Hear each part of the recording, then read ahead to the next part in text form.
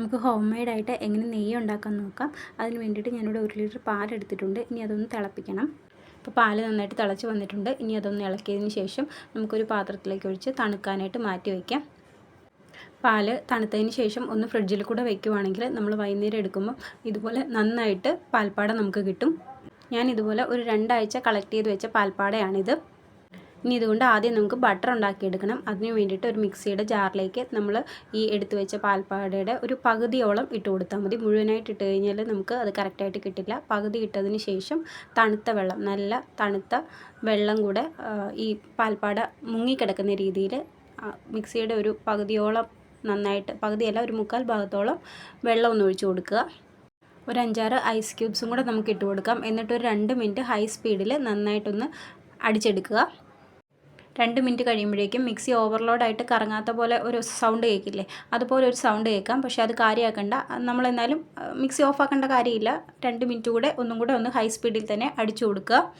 അപ്പോഴേക്കും അതിൽ നിന്ന് ബട്ടറൊക്കെ വേർതിരിച്ച് വെള്ളം പൊങ്ങി വരുന്നത് നമുക്ക് കാണാൻ പറ്റും. ഇതിപ്പോൾ നമുക്ക് അങ്ങനെ ഒന്ന് അടിച്ചെടുത്തിട്ട് വരാം.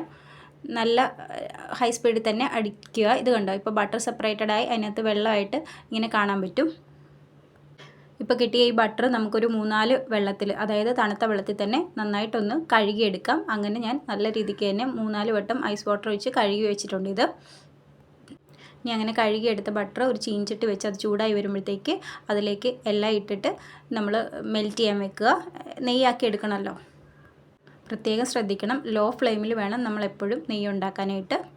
കൈവിടാതെ അങ്ങനെ ഇളക്കൊന്നും വേണ്ട. ഒരു 2 മിനിറ്റ് കൂടുമ്പോഴേക്കും നമ്മൾ സൈഡൊക്കെ നന്നായിട്ടൊന്ന് എടുത്ത് നല്ലതായിട്ട് ഒന്ന് ഇളക്കി കൊടുത്ത് വിട്ടാൽ മതി.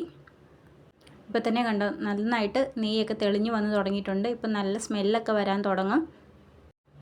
ലോ ഫ്ലെയിമിലായതുകൊണ്ട് തന്നെ എനിക്ക് കറക്റ്റ് അരമണിക്കൂർ എടുത്തു നെയ്യായി കിട്ടാനായിട്ട്. ഇപ്പോൾ കണ്ടോ, നന്നായിട്ട് അതിൻ്റെ പതയൊക്കെ മാറി അതിൻ്റെ അടിയിൽ കിടക്കുന്ന കക്കനൊക്കെ നന്നായിട്ട് മൂത്ത് നല്ല രീതിക്ക് നെയ്യായിട്ട് വന്നിട്ടുണ്ട്.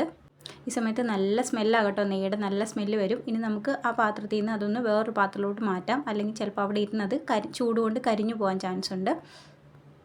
വേറൊരു പാത്രത്തിലോട്ട് മാറ്റിയിട്ടുണ്ട്. ഇനി അത് അവിടെ ഇരുന്ന് തണുക്കട്ടെ. തണുത്തിട്ട് നമുക്ക് ഏതെങ്കിലും ഒരു ഗ്ലാസ് ബോട്ടിലിലോ എന്തെങ്കിലും നമുക്ക് എടുത്ത് വെക്കാം.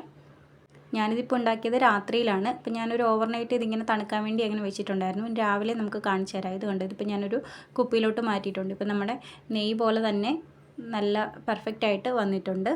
ഞാനിത് ഫ്രിഡ്ജിലാണ് വെക്കാറ്, പുറത്തങ്ങനെ വെച്ചിട്ടില്ല. പുറത്ത് വെച്ചാൽ എത്ര നാൾ ഇരിക്കുമെന്ന് എനിക്കറിയില്ല. ഫ്രിഡ്ജിൽ വെച്ചാൽ ഒത്തിരി നാൾ കേടാകാതെ ഇരിക്കും. അപ്പോൾ എല്ലാവരും ഒന്ന് ട്രൈ ചെയ്ത് നോക്കണേ.